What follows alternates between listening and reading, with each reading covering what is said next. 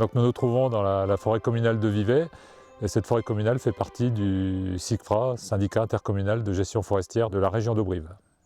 Pour prendre en compte la biodiversité dans les forêts du SICFRA, nous avons travaillé à deux niveaux. Le premier niveau, c'est la diversité remarquable qui concerne les espèces emblématiques de ces forêts. Et puis un deuxième niveau parle plus de biodiversité ordinaire. Nous avons souhaité valoriser ce travail de longue date sur la biodiversité dans les forêts du SICFRA en demandant la validation d'un service écosystémique FSC biodiversité. Pour obtenir cette certification, nous avons consulté les parties prenantes. Parmi les principales, on a le Parc national de forêt, le Conservatoire d'espaces naturels Champagne-Ardenne, un certain nombre d'associations naturalistes aussi. Donc cette consultation de parties prenantes était importante et intéressante pour nous, pour recueillir les avis de la perception de la forêt par l'ensemble de ces acteurs. Cela a aussi permis de renforcer ces liens qui existaient déjà auparavant et certainement de les poursuivre et de les renforcer pour la suite.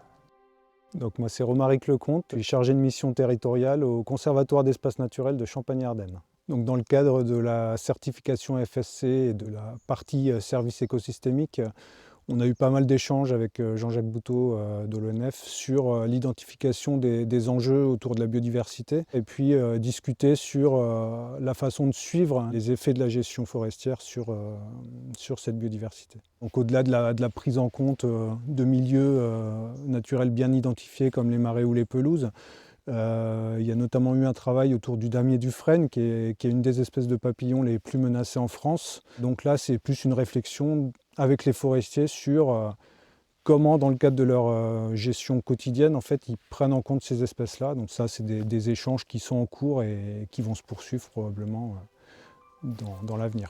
Morgane Martin, donc je suis chargé de mission au sein du premier parc national dédié à la forêt feuillue de plaine, donc le parc national de forêt qui a été créé le 6 novembre 2019.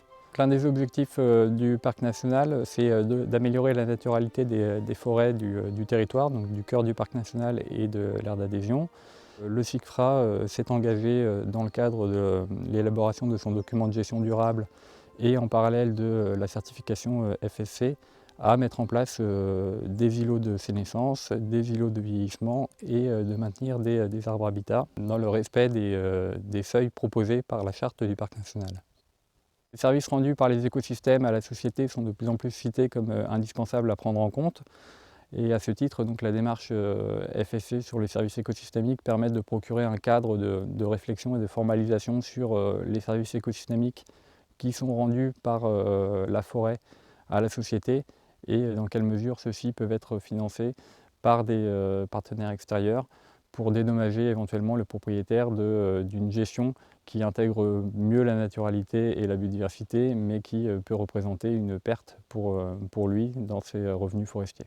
Le service écosystémique biodiversité permet aux entreprises, dans le cadre de leur politique RSE, de répondre à leur stratégie de développement durable. Et puis dans un deuxième temps, de disposer d'indicateurs de suivi qui leur permet de voir que ce partenariat avec des propriétaires forestiers et des gestionnaires est positif pour l'écosystème forestier. Un dernier point important, c'est la possibilité d'échange entre ce partenaire potentiel et les forestiers pour recréer un lien ou reconnecter les différents acteurs et à la fois de vivre aussi presque au quotidien le suivi de ces projets.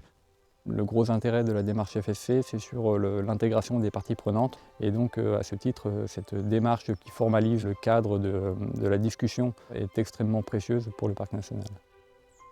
Ce que je trouve intéressant là, dans la certification FSC, c'est que ça conforte en fait, des échanges qu'on peut avoir de manière informelle entre forestiers et naturalistes et que ça densifie les échanges sur les questions de biodiversité notamment.